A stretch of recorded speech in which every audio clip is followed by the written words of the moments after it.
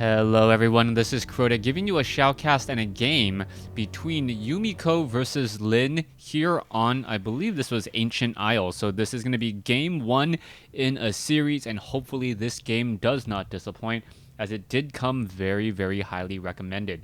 Now, for some reason I've been casting a lot of human versus orc games. Sorry, undead and night elf players.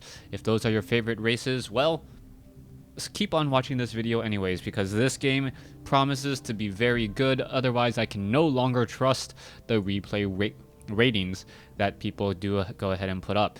On the bottom right hand side, we see Lin spawning as the blue orc. Meanwhile, on the top left, we have Yumiko spawning as the gray human. Human versus orc once more, and I am expecting that standard Archmage versus Blade Master matchup. Now, a lot of the players out there are wondering why do we always see those same heroes? Are those heroes just absolutely broken? That is definitely not the case. The Blade Master and the Archmage are very strong heroes because of the inherent weaknesses and strengths of their corresponding armies. The Orc army in general just doesn't have that much DPS. Grunts, and then the whole entire Orc army in general is generally very beefy units. They're stronger, they take a little bit more to get killed, but they don't really deal that much damage. In order to make up for that damage, you introduce the Blade Master, who is a very durable with high armor hero with a lot of escape potential with Windwalk and a lot of damage potential with Critical Strike. Meanwhile, the Archmage is not a broken hero either. It just works so well when you are trying to use casters. Casters are all mana based, and because you need mana in order to cast your heals and your slows, it is better if you have that passive regeneration. It was just some of the reasons why human and orc players tend to go for those Archmage openings, as we now see a militia creeping out. Nothing too out of the ordinary here. Meanwhile, the Blade Master are already going to be coming in, and this is your straight up militia creeping by Yumiko. Nothing too out of the ordinary there. Meanwhile, the Blade Master most likely is just going to sell the Scroll of Town Portal, pick up a Circlet of Nobility, and now try to deny that Archmage. That's what the general plan is going to be. The Archmage is sitting at level 1, and he can now back away. This is very good use of the timing. The Archmage is able to back away. Oh, the Blade Master, it is going to get the free Troll Trapper kill there, but it is now, there it is, and picks up the Tome of Agility. Nice play by Lin to get an additional point of damage on the Blade Master and steal some experience. Now, we can see that Yumiko now going for a very fast keep. Alright, so this is a bit of a telltale sign. The Blade Master, I believe, has scouted out the keep upgrade, and now we know what to expect. We are going to be going into a lumber mill, which does mean towers, and it's going to be up to Lin to try and defend it. Meanwhile, the Blade Master going after the Water Elemental here. It looks like the Water Elemental may get taken down. There is another steal there, and the Blade Master doing a very good... Oh, why isn't it? Yeah, just take down that Water Elemental there, and now you finally see level 2 on that Archmage. The Blade Master could have easily taken down the Water Elemental and then taken down that creep there to deny level 2. A little bit of a mistake there, and that mistake may come back to haunt him, as the Archmage already has an additional probably 15 to 20 mana just because of that Brilliance Aura. Coming across the center, all the units are going to be retreating. We are already taking the tier 2 by Lin, and Lin does not have a Voodoo Lounge.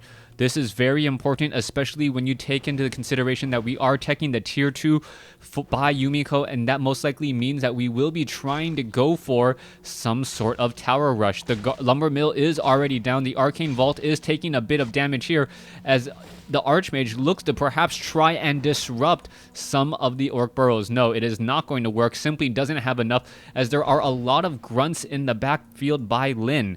Lin playing this very smart, not bringing his grunts with him to harass, making sure that the grunts can protect the orc burrows so that that Shadow Hunter is already being trained. Meanwhile, coming back around, keep is still quite a ways to go, and it looks as though the Blade Master gonna finish off the Arcane Vault with no problem.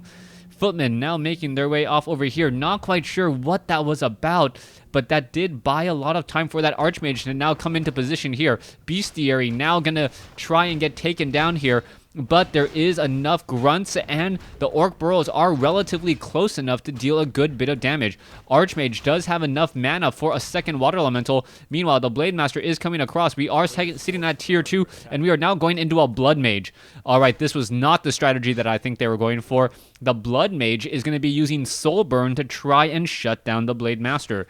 The Fire Lord. What am I thinking? The Blood Mage is going to try and use a banish and siphon mana to try and shut down that Blade Master, as the Blade Master will be caught in another plane. The Fire Lord is the one with Soul Burn, but the Fire Lord has problems of its own, as it isn't really that durable, and it is very, very mana intensive. Coming back around, you can see that the peon or peasant is going to be making its way back in, and we are seeing the scout tower now come into play. The Blade Masters have no chance of getting inside here at all, as the Archmage is simply hiding, and I like this play. He is hiding using the line of sight from the trees to make sure that scouting grunts do not spot him. Although Lin is currently teching the tier, or getting the tier, or level 2, on the Shadow Hunter, as the Blood Mage is now out on the field. This is still really unordinary, or out of the ordinary, as that Blood Mage is not really that strong against this Shadow Hunter Blade Master composition. You could siphon the mana away from the Shadow Hunter, but if the Shadow Hunter has enough mana, which it should if the siphon mana doesn't last too long, you'll simply get hexed. I am curious as to how Yumiko does plan this particular strategy and opening, especially as the Shadow Hunter and the Blade Master are even in levels almost as the Archmage and the Blood Mage. Level 2, level 1 versus level 1, level 1.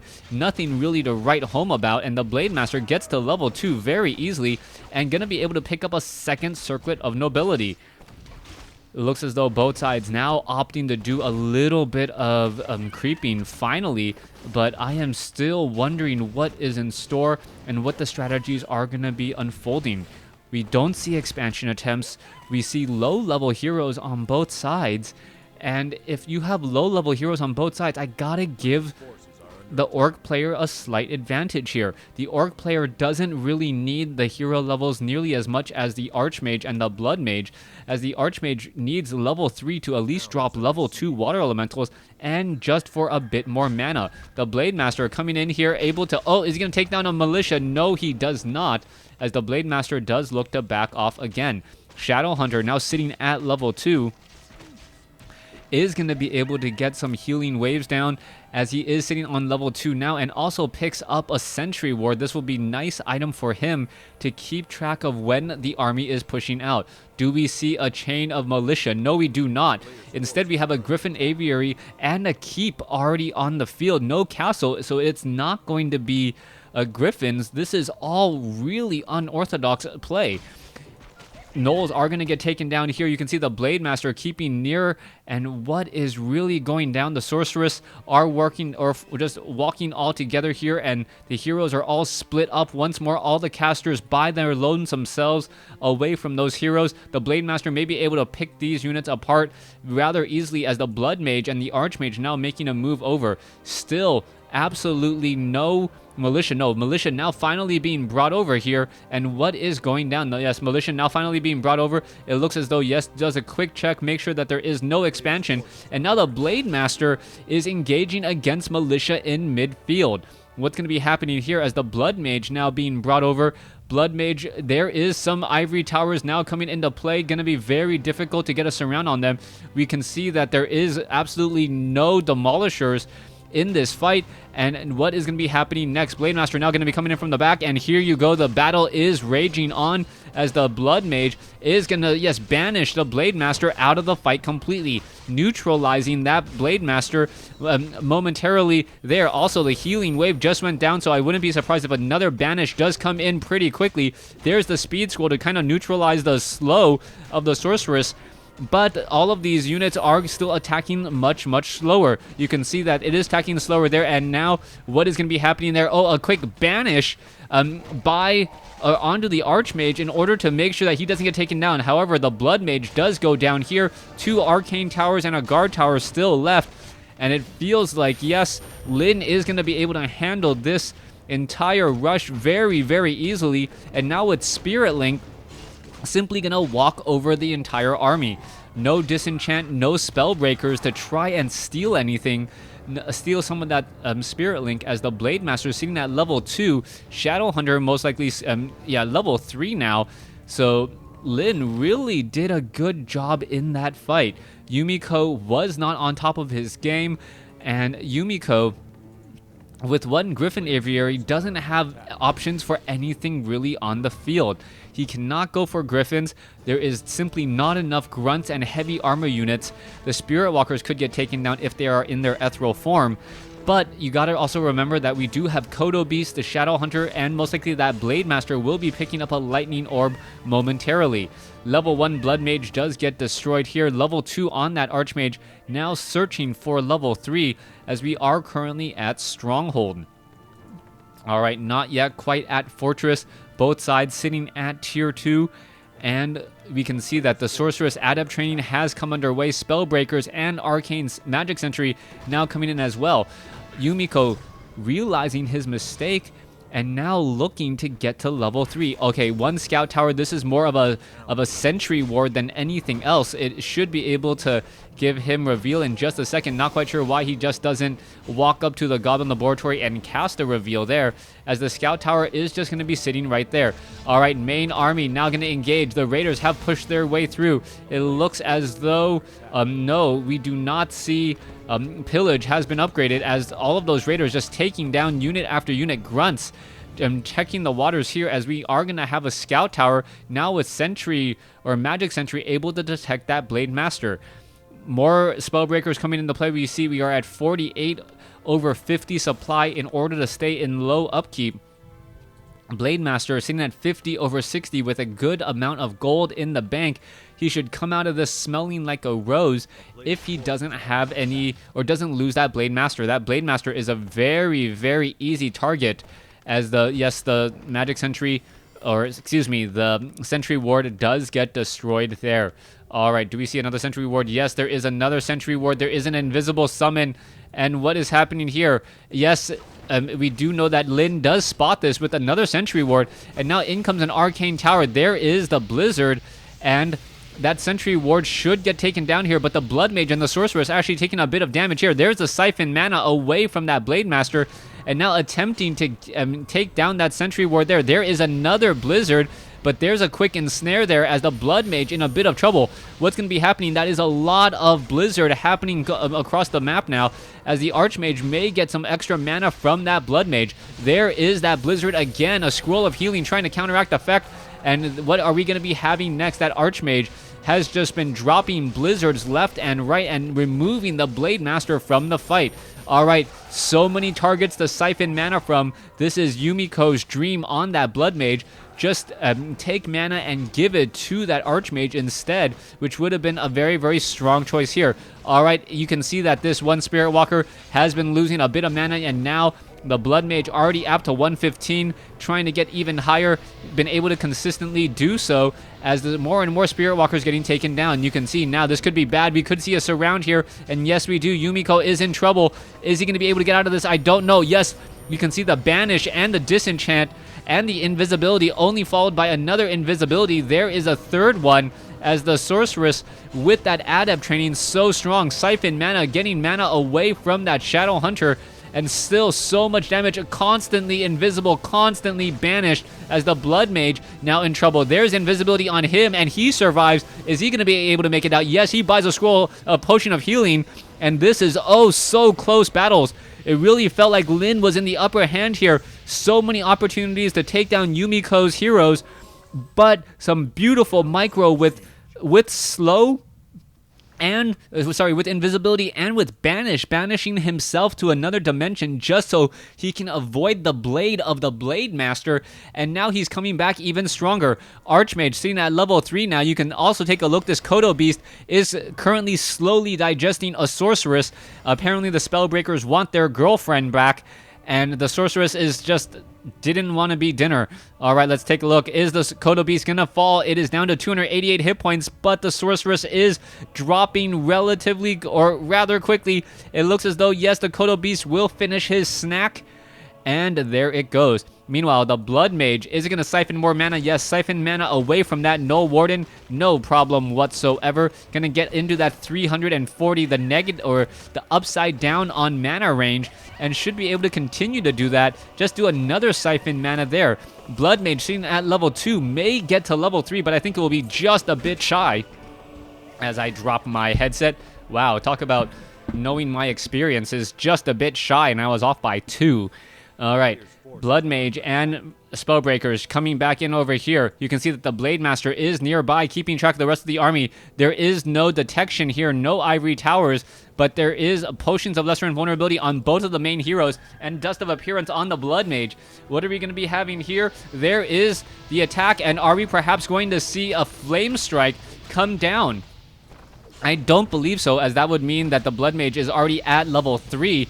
More and more Blizzard just coming in, as now the Blood Mage is sitting at level 3 himself. Alright, there's a Banish. There is another Ensnare. That Archmage is in a bit of trouble. Is it going to be able to get away? Archmage feels like he has just been in this fight for far too long. There is the Siphon Mana. Peons and all the units are getting the heck out of there. Peons taking a little bit of damage over time from that Flame Strike. And I believe this is the first time I've seen 6 different skills on 2 level 3 heroes.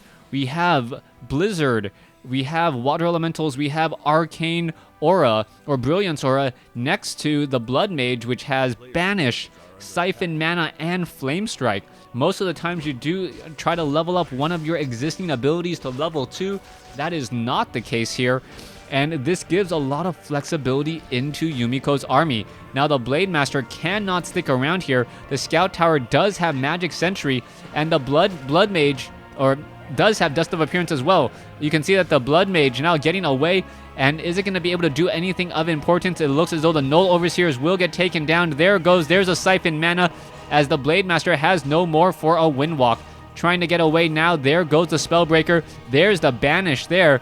And even though it is currently banished, it does, I believe it moves slightly slower, and now it is invisible. So that Blood Mage is going to be a nice key target in the next coming fight. We are sitting at level, or 60 supply nearly by both sides, both of them sitting in low upkeep, as the Blade Master sitting at 3 and the Shadow Hunter sitting at 4, almost 5, more than halfway there. This is not good news at all. 4-3 versus a 3-3, and level 5 very close on that Shadow Hunter. An additional level of Healing Wave would be absolutely nightmarish, as the Blade Master would then pretty much never fall. Here you go, what's going to be happening next? There is that Spirit Link. Spirit Link also working extremely well with Healing Wave, as the Blade Master now does a quick run by home. Alright, meanwhile, you can take a look at the Orc army. Spellbreakers, Priest, and Sorceress now ready to go. Perhaps we are going to see some invisible summons now push their way down and across the map. We are both sitting at 1 base each here, as the Blade Master, Archmage, and Blood Mage look to put in pressure. Yumiko really hoping to shut down all of these Spirit Walkers and steal their Spirit Link. The Spirit Walkers, however, are going to be casting a lot of disenchant, and it's all going to come down to a balance of disenchanting and removing the slow while trying to maintain Spirit Link. That is a definite problem there. You can see a new item has been picked up. It looks like it's a Boots of Quelt the Lost, or a Scroll of Healing. Not 100% sure. Can't quite tell, as you now see more Siphon Mana come in. The Blood Mage now pretty much out of mana again. Will not be able to use Windwalk. There is a Hex turning him into a bunny for just a second, and the Blood Mage may perhaps try and land a Flame Strike. No, still no Flame Strike. There you go. There is the Flame Strike. Damage being dealt across the center here. Beautifully done. And we may see a Blizzard from the far side as well. Yes, Blizzard as well. And the Blood Mage is looking so strong, but the Blood Mage only has level 1 Siphon Mana. Without that level 2 Siphon Mana, it's not going to nearly have that infinite mana that he was hoping for. And there goes that Blood Mage, as the battle now about to happen again. Alright, moving the field just a little bit further. That Blade Master is currently revealed. Blood Mage down to 383 hit points. Is going to be able to get away. There is another invisibility. It is currently ensnared. There's the disenchant. There's another invisibility being cast. And this is just still looking very good by both players. Lin, I believe, has the upper hand. Yes, a 10 supply lead, which doesn't sound like a lot if you're coming from StarCraft 2, but is a huge supply difference here in WarCraft 3.